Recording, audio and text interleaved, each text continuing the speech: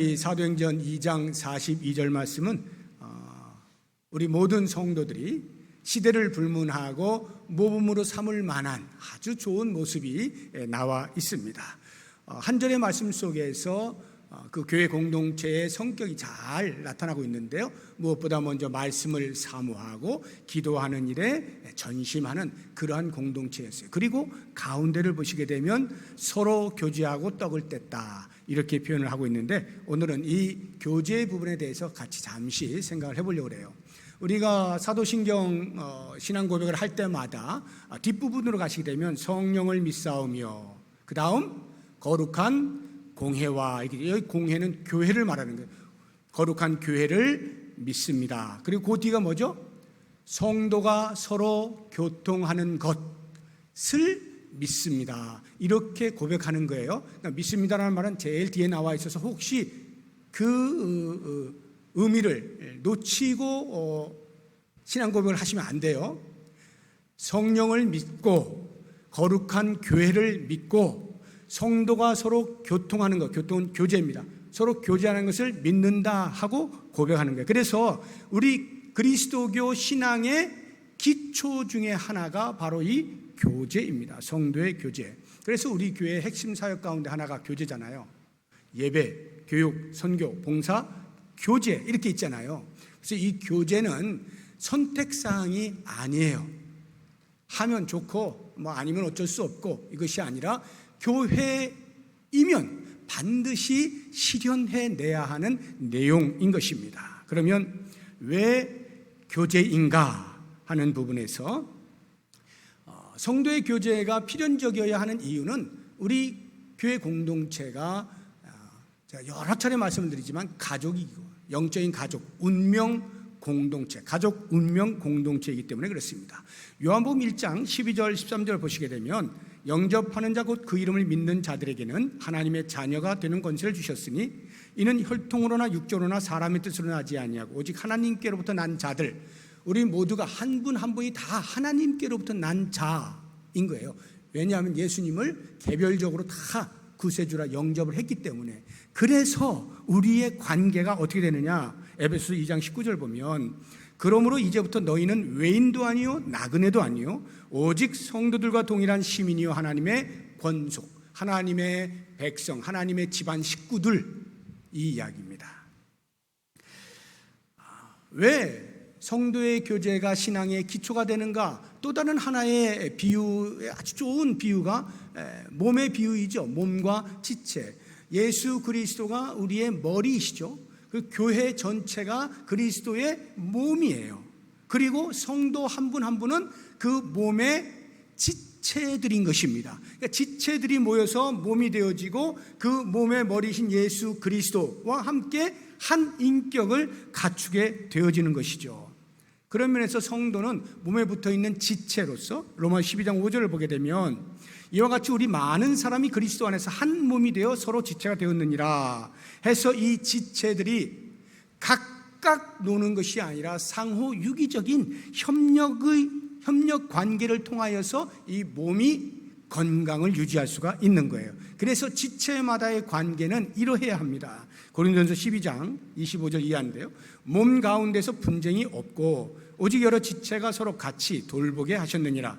만일 한 지체가 고통을 받으면 모든 지체가 함께 고통을 받고, 한 지체가 영광을 얻으면 모든 지체가 함께 즐거워하느니라. 너희는 그리스도의 몸이요 지체의 각 부분이라 해서, 지체와 지체가 상호 유기적인 관계를 통해서만 머리이신 예수 그리스도의 몸된 교회가 건강하게 세워져 갈 수 있는 거예요. 그런 의미에서 무교회주의자, 교회 이렇게 눈에 보이는 교회 나오지 않냐고 혼자 예배드리거나 혼자 신앙생활하는 이런 사람들, 또는 교회 나오기는 하는데, 공동체에 나오기는 하는데, 우리 보통 요즘 그 싱글들이 많아가지고 그 은어 중에 하나가 혼자서 밥 먹는 데서 혼밥족이라고 있잖아요. 혼밥족. 신앙생활을 혼자 하는 거예요. 혼신족. 혼자서 공동체 안에 들어와 있긴 하지만 아무하고도 관계를 하지 않고 그냥 홀로 조용히 예배에 참석하고 조용히 가고, 혼신족. 무교회주의자들이나 혼신족은 교회를 정확하게 이해하지 못했기 때문에 나온 모습들입니다. 그러니까 교회가 무엇인지 정확히 이해를 하면 그렇게 살 수 없어요. 지체와 지체가 함께 모여서 몸을 이루게 되어지는 것이고, 가족 구성원 한 사람 한 사람이 함께 모여서 가족이라고 하는 공동체를 형성하게 되는 것입니다. 그러면 이러한 신앙 공동체의 성격이 어때야 될 것이냐? 다른 거 없어요. 차별 없으면 됩니다. 그러니까 교회 안에는 모든 차별이 극복되어야만 해요.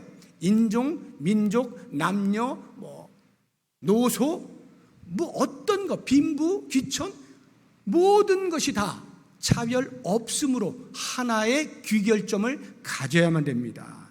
왜냐? 예수 공동체는요, 그런 것으로 모여있는 공동체가 아니기 때문에 그렇습니다. 제가 늘 말씀드리는 것처럼 예수 공동체의 특성은 예수를 구세주로 고백하는 유일한 한 가지 공통점을 가지고 모여있는 사람들, 새로운 공동체를 형성하고 있는 거예요. 그래서 우리를 소위 로열 패밀리라고 이야기하는 거예요. 베드로전서 2장 9절 한번 보시죠. 그러나 너희는 택하신 족속이요 왕같은 제사장들이요 거룩한 나라요 그의 소유가 된 백성이니 이는 너희를 어두운 데서 불러내어 그의 기이한 빛에 들어가게 하시니 아름다운다고 선포하게 하려 하심이라 해서 우리가 하나님의 소유된 거룩한 나라로서 로열 패밀리가 된 거예요. 그러니 왕가에 있는 사람들이 무슨 그 안에서 이것저것을 따지고 차별을 합니까? 우린 전부 다 왕가 이렇게 이야기하잖아요. 그런 것처럼 우리는 예수 그리스도로 인하여서 하나님의 권속되어진 로열 패밀리들이에요. 다른 어떤 이 땅에 차별되어진 것들로 교회 안에 적용시킬 수 없다는 것을 반드시 기억을 해야 됩니다. 우리 교회 성장학을 보면요, 동일 집단의 원리라는 말이 있어요. 동일 집단의 원리, 복음을 전할 때 동일 집단, 같은 직업군이나 같은 나이나 등등 이러한 집단의 복음을 전하면 훨씬 더 효과적으로 발생한다. 이런 것이 동일 집단의 원리거든요. 복음을 전하는 효과성을 말할 때는 그 말이 틀리지 않을 수가 있어요. 예를 들어서 우리 이제 약사님들 우리 교회에 몇 분 계시는데 약사 그룹에 가서 복음을 전할 때 그 접촉점이 약사라고 하는 그것을 가지고 접촉을 했을 때 공감대 형성이 쉽잖아요. 다 같이 약사들이니까. 이런 식 선생님들과 이렇게 접촉하는 데 필요한 어떤 그것들을 가지고 접촉을 했을 때 공감대 형성이 쉬운 거예요.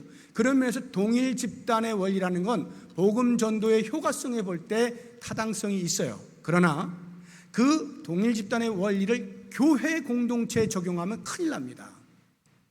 교회 공동체는 그렇게 동일 집단으로 모여 있는 것이 아니에요. 그런 집단은 선교단체라고 합니다. 특별한 선교단체가 지향하는 목표를 향해서 그 목표에 부합하는 마음을 동의하는 사람들끼리 모여있는 선교단체. 교회는 아니에요. 교회는 가족이에요. 가족.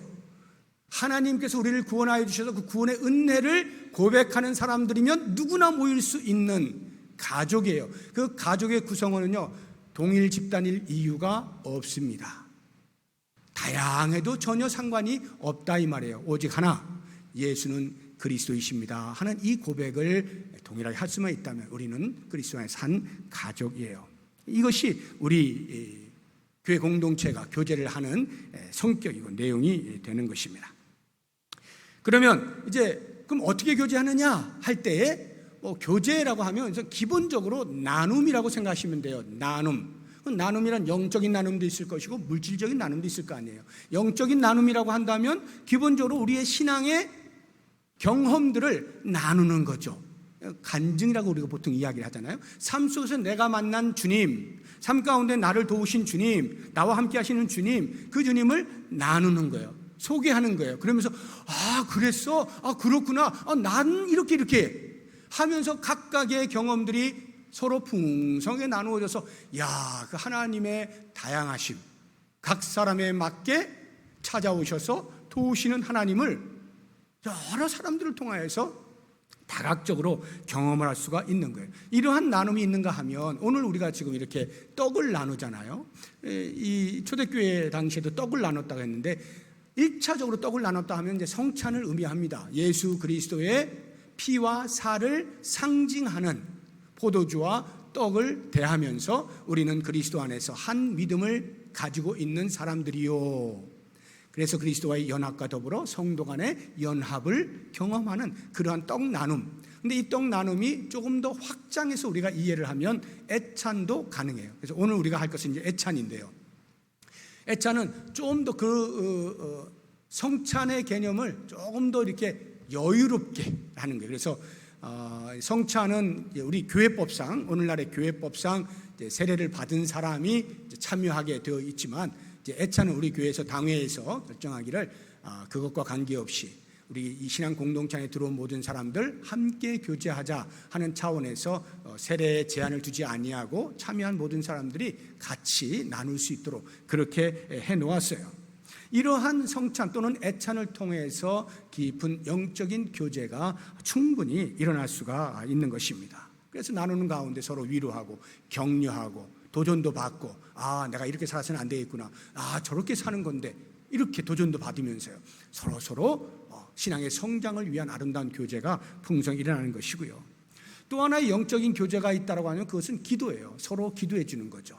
피차에 위하여 기도할 때 그 기도를 통해서 나에게는 별일이 없을지 모르지만 그 기도하는 사람의 기도를 통해서 그 일이 그 사람에게 일어날 수 있다는 것. 그래서 내가 누군가를 위해서 기도한다면 또 누군가가 나를 위해서 기도할 수 있다는 사실을 기억하면 힘이 나는 거죠. 그래서 서로 중보의 기도를 통해서 영적인 교제가 풍성히 나눌 수 있고요.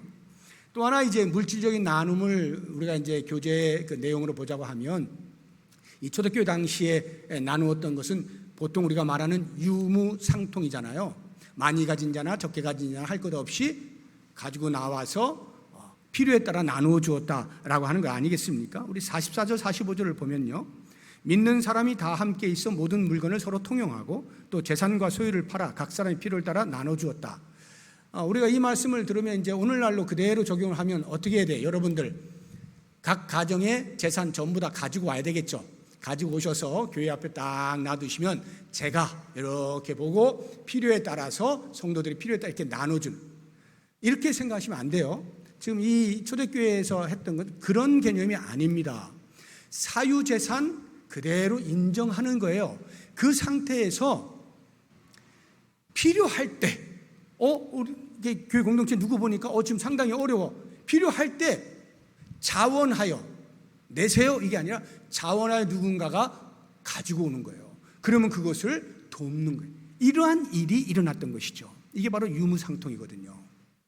그러니까 사유재산은 인정하지만 서로를 바라보고 서로를 돕고 이렇게 대하는 것이 일반 그런 어떤 모임과는 전혀 다른 성격을 가지고 있는 거예요. 실제적인 도움의 행위들이 오고 가는 것이죠. 그래서 많이 있을 때, 넉넉할 때 부족한 사람을 바라보고 나눌 수 있는 자원함.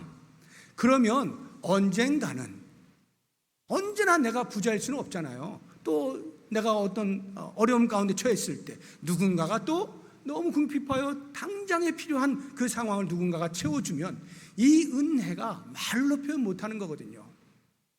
그렇게 서로 오고 가는 유무상통의 이 물질적 나눔을 통해서 성도, 교회 공동체의 아름다운 교제가 풍성히 일어날 수 있다. 저는 부탁드리기를, 제가 물질이 많지 않아서 자신 있게 말하는 것인지 모르겠습니다만, 제가 명색이 목사잖아요. 그러니까 성경에서 이 부분에서 뭐라고 이야기하는지는 정확하게 알려드려야 되겠잖아요. 물질을 가지고 계신 분들, 오늘 오전에 제가 말씀드렸지만 많이 가진 게 넉넉함이 아니고 잘 쓰는 게 넉넉함이에요.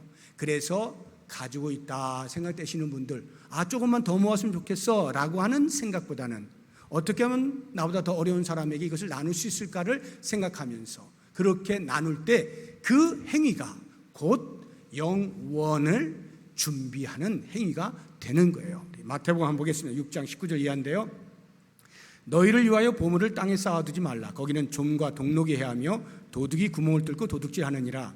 오직 너희를 위하여 보물을 하늘에 쌓아두라. 거기는 좀이나 동록에 해하지 못하며 도둑이 구멍을 뚫지도 못하고 도둑질도 못하느니라. 내 보물 있는 그곳에 네 마음도 있다. 영원을 준비하는 차원에서 이 짧은 순간에 내가 가지고 있는 것 가운데 필요로 하는 사람들을 관심을 가지고 도움의 손길을 펼칠 때 그것이 곧 하늘나라에 우리의 마음이 두어지는 것이 된다. 영원을 준비하는 지혜로운 처사다 하는 것을 꼭 기억을 하면 좋겠어요. 좋은 교회, 성도의 교제가 신앙의 기초인 것을 알고 교제에 힘쓰는 교회가 좋은 교회입니다. 세상에서 이러저러한 모양으로 차별하고 있는 그 모든 차별을 철폐하고 새로운 가족, 예수를 믿는 믿음으로 하나 되어지는 새 가족으로서의 새 생명을 얻은 자들의 모임이라고 하는 신앙 공동체 인지를 하는 성도들이 좋은 공동체 교회이고, 비록 완벽하지는 않다 할지라도 끊임없이 좋은 교회를 위하여서 아름다운 교제를 풍성히 나누기 위하여 힘쓰는 교회, 이런 교회가 좋은 교회예요. 우리 교회가 이런 교회 되길 원하고, 특별히 오늘 전도회별로 이제 교제를 짧은 시간이지만 함께 나눌 터인데 그 시간들 귀하게 여기시고 어찌하든지 다른 사람들 이렇게 잘 이렇게 좀 살펴보시고요. 특별히 대부분의 분들은 이제 오랫동안 신앙생활 하신 분들이기 때문에 서로 다 잘 아셔요. 그러나 그래도 가끔씩 우리 오후 예배 또 새가족으로 이렇게 참여하시는 분들 계시잖아요. 그런 분들은 우리 기존 성도님들이 눈을 크게 뜨고, 그분들은요 나는 편안하죠. 늘 있는 자리이기 때문에. 그러나 그분들은 약간 어색할 수 있잖아요. 그 어색함을 기존 성도들이 좀 없애주는 거죠. 자꾸 말을 붙이고 이렇게 관심을 가지고 이 전도의 그 공동체 안으로 이렇게 들어올 수 있도록 해주고, 이렇게 자연스럽게 편안하게 부담 주지 말고 그렇게 해 나가면서 한 분 한 분 서로 알아가는, 그러면 좋은 전도회가 되는 것이고 좋은 공동체가 되죠. 어쩌면 우리 부평동북교회, 남전대 여전대 모든 전도회별로 아름다운 교제가 풍성할 수 있기를 주님의 이름으로 축복합니다. 기도하겠습니다.